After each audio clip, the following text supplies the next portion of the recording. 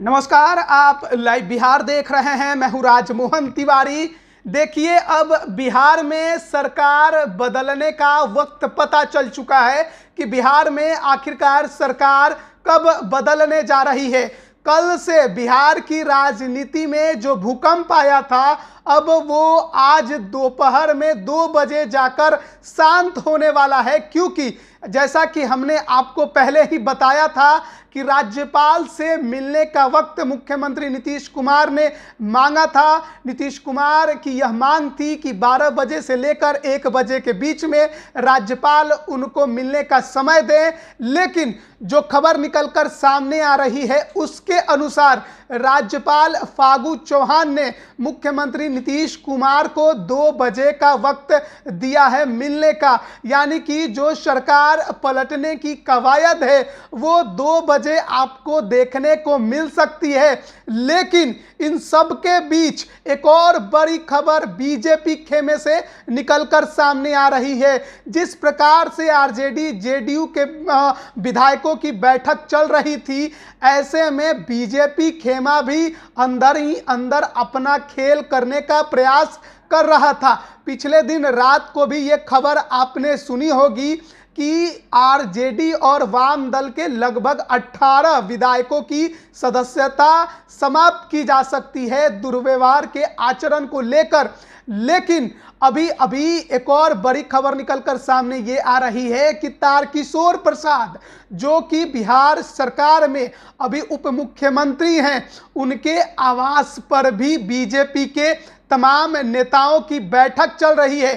तमाम बड़े बड़े जो बीजेपी के नेता हैं, मंत्री हैं, विधायक हैं, वो वहां पहुंच गए हैं। और खबर यह है कि मुख्यमंत्री नीतीश कुमार को जो 2 बजे का समय मिला है कि वो अपनी बात राज्यपाल से रखेंगे, उसके ठीक पहले बीजेपी के सभी मंत्री राज्यपाल से मिलकर अपना इस्तीफा सौंप सकते हैं।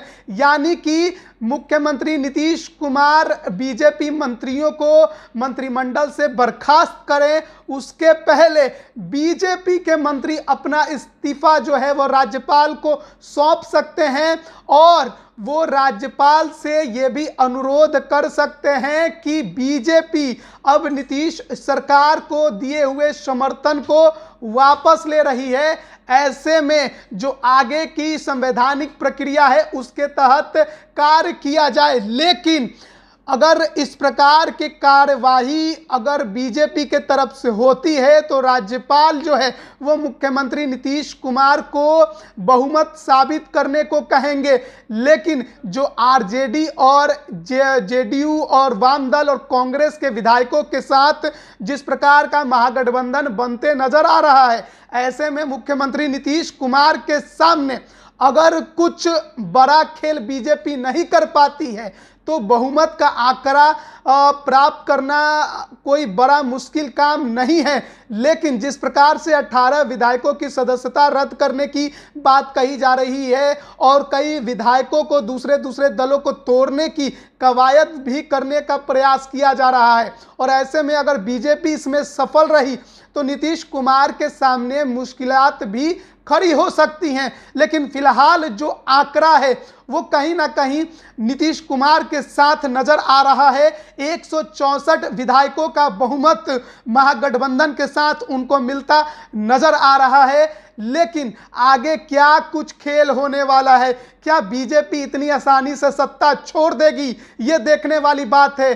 जो खेल होगा वो बिहार की राजनीति में बड़ा होगा, क्योंकि नीतीश कुमार बीजेपी का साथ अब छोड़ने जा रहे हैं, तेजस्वी के साथ सरकार बनाने जा रहे हैं, कवायद भी शुरू हो गई है। लेकिन बीजेपी अभी भी लगी हुई है जुगाड़ में कि बिहार की सत्ता पर किसी तरह से अपना जो उसका कब्जा है, जिस प्रकार से वो लगातार सत्ता में पिछले 17 सालों से बनी हुई थी, वो बनी रहे।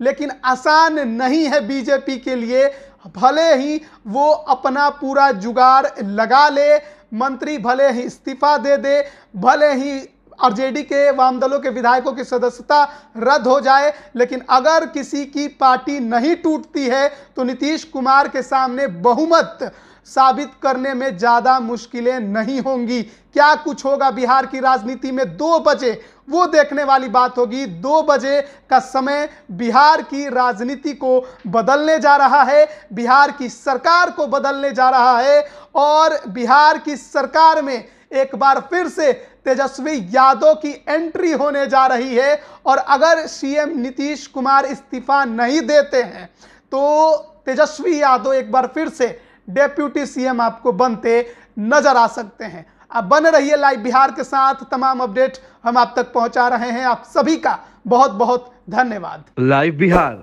यूट्यूब पर सब्सक्राइब और फेसबुक पर लाइक जरूर करें।